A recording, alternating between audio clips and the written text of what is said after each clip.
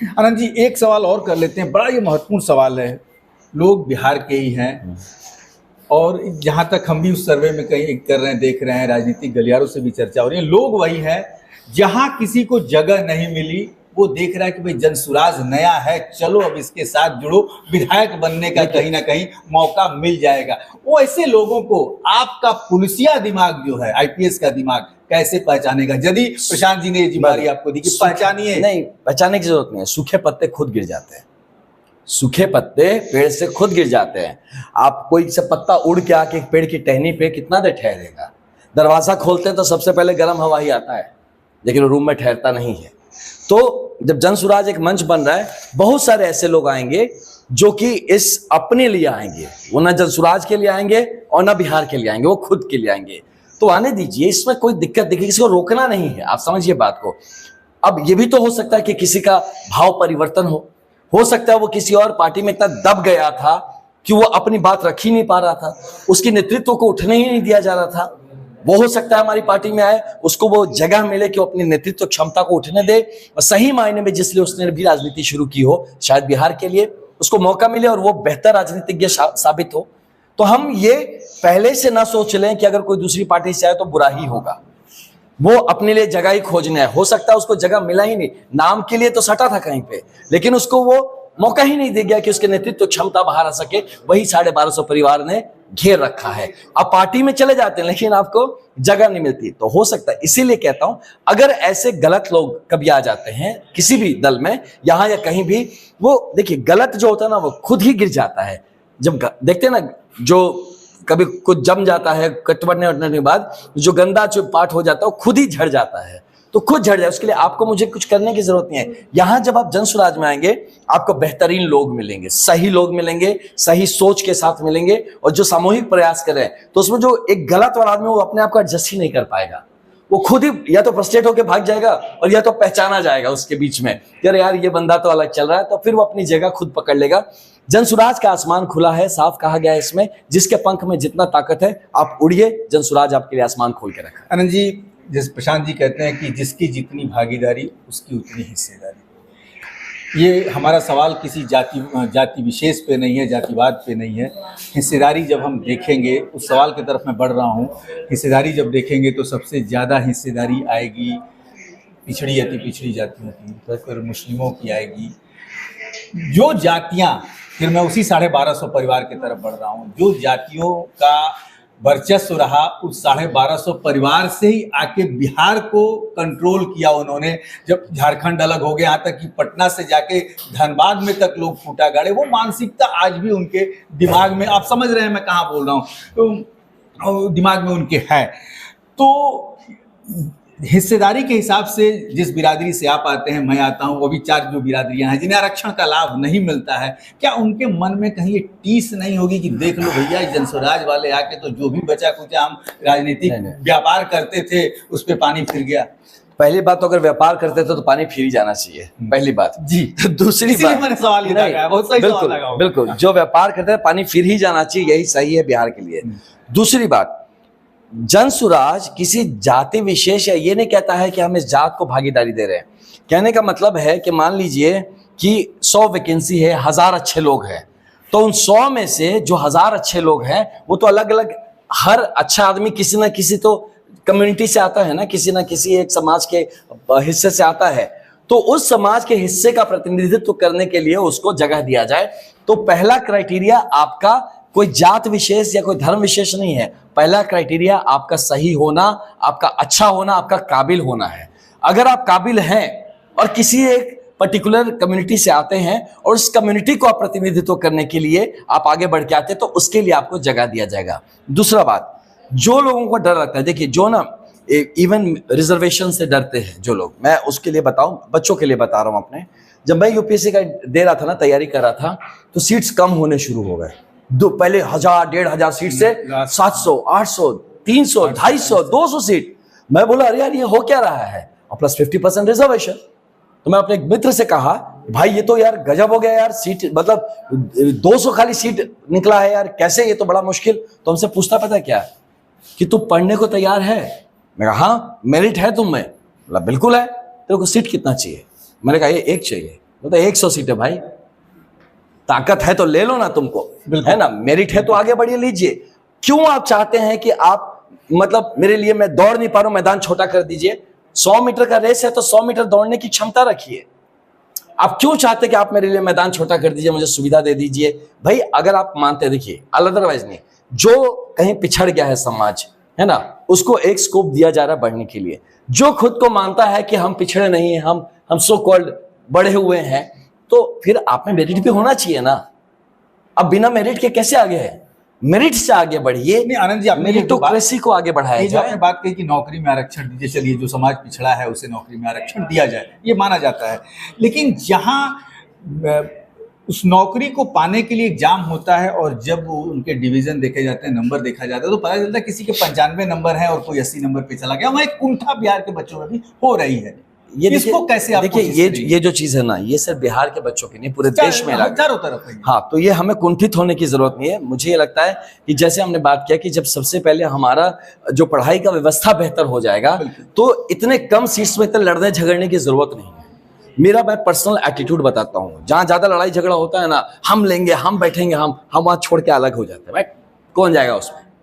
समझिए बात को। हम आपके संग गुत्थम गुत्थी नहीं करेंगे कि कौन बैठेगा, कौन चढ़ेगा, कौन आगे जाएगा। हम गुत्थम गुत्थी नहीं, हमको अपना मेरिट पे भरोसा है। तो बच्चों को ये कहेंगे, जहां ज्यादा गुत्थम गुत्थी छोड़ो, उसको अपना नया साम्राज्य बनाओ। दुनिया में बहुत कुछ करने को, नौकरी क्यों जरूरी है? एक रोजगार खड़ा करिए, आप एक बड़ा बिजनेस खड़ा करिए। अगर कभी जमशेद जी टाटा को या उनको कोई नौकरी दे दिया होता तो आज टाटा नहीं खड़ा हुआ होता। कोई जो है ना, बिरला के करता धरता अगर कोई नौकरी में चले होता, बिरला नहीं खड़ा होता। मुकेश अंबानी ने धीरू भाई अंबानी ने अगर नौकरी नहीं छोड़ी होती, वो पेट्रोल पंप पे तेल भरने का, तो आज अंबानी का, रिलायंस का इंडस्ट्रीज नहीं खड़ा हुआ होता। तो इस बात को आप समझा जाए, इस बात को समझा जाए हम लोग कि अगर आपके लिए एक दरवाजा बंद है, तो आप में अगर मेरिट है, अगर आपको लगता है कि आप में ताकत है, मेरिट है, तो यार नया दरवाजा खोल लीजिए ना। आप क्यों उसमें लड़ाई में झगड़े में पड़े हुए हैं? तो मैं बच्चों को यही कहूंगा कि अपने पे भरोसा करिए। हमारे बिहार के बच्चों का भरोसा तोड़ दिया गया है, अपने आप कॉन्फिडेंस जो तोड़ दिया गया, उस पे करिए।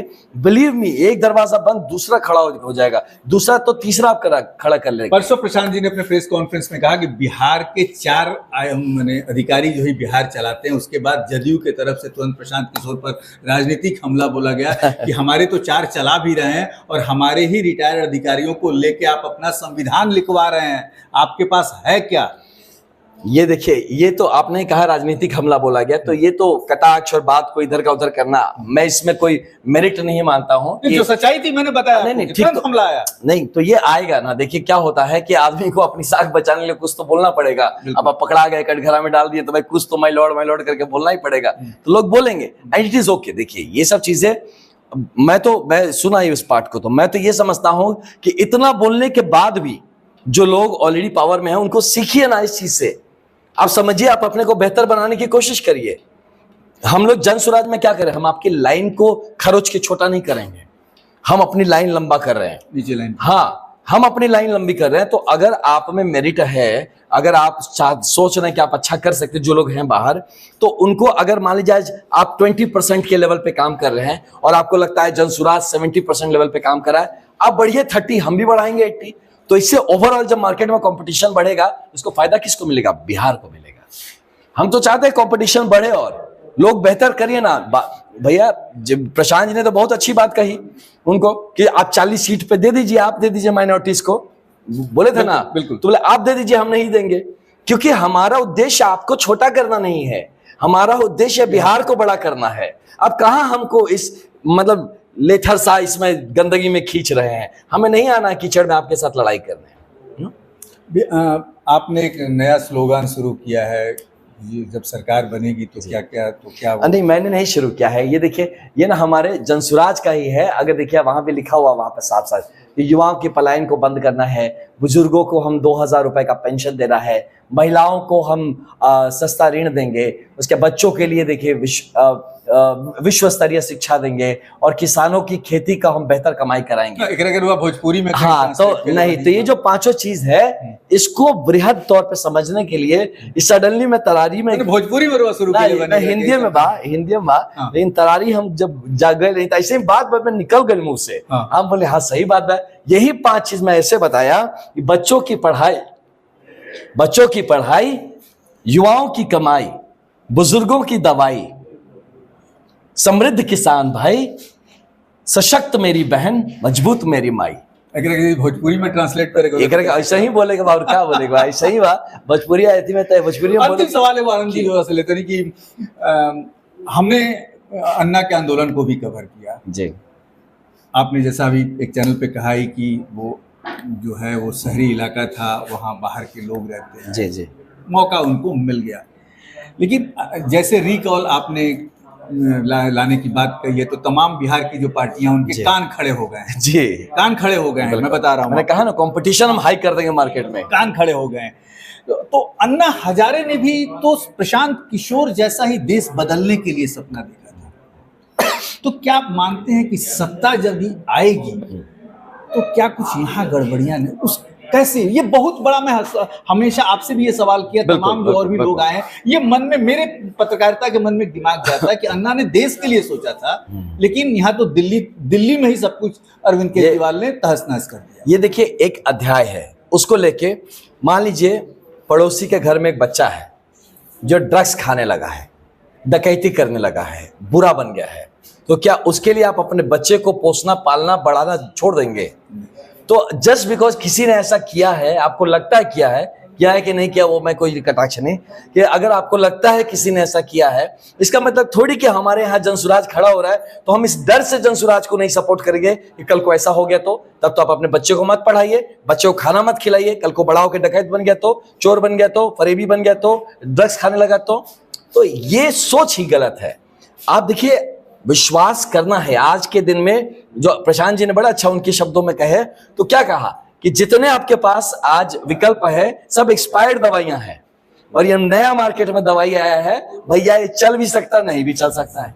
अब तब आपके पास और क्या विकल्प है? हम 50% तो भाई है ना गारंटी की चल सकता है। अगर मान लीजिए चलने वाला था, आप नहीं खाए और बिना खा के मर के, बाद में पता चला दवाई तो चलता है, तो इसीलिए इस ऐसा कंपैरिजन नहीं ड्रॉ करना है, मेरा मानना है। नहीं सूट क्या करता है वो तो तब डिसाइड, वो तो जो हमारा पार्टी होगा, जब जैसा जो होगा वो लोग डिसाइड करेंगे किसको कौन से पोस्ट में देना है या किसको कौन सा जिम्मेदारी देना है। ये मंत्रिमंडल के स्वरूप में नहीं देखना है हमको देखना है जिम्मेदारी के स्वरूप में। जिसको जो जिम्मेदारी मिलेगा उस जिम्मेदारी को लिया जाएगा, भरपूर उस पर 100% का जो परफॉर्मेंस हो सकता है, क्योंकि रिकॉल वाली बात है, याद रहे, रिकॉल की बात है कि आइदर यू नो परफॉर्म और पेरिश, काम करो नहीं तो वापस घर जाओ, गैरेज में जाइए। तो इसीलिए जो भी होगा, मेरी बात नहीं है, जिसको जो जिम्मेदारी दी जाएगी, पहले तो सही आदमी को जिम्मेदारी दी जाएगी और दूसरा उस पर वो पूरा हमारा संगठन और जो हमारा परिवार है उसका उस पर नजर रहेगा कि आपको जो जिम्मेदारी है, भरोसा के साथ आप गए हैं, आप उस पर खरे उतरिए। तो इसीलिए जिसको जो, मुझे भी कोई जिम्मेदारी मिलेगी,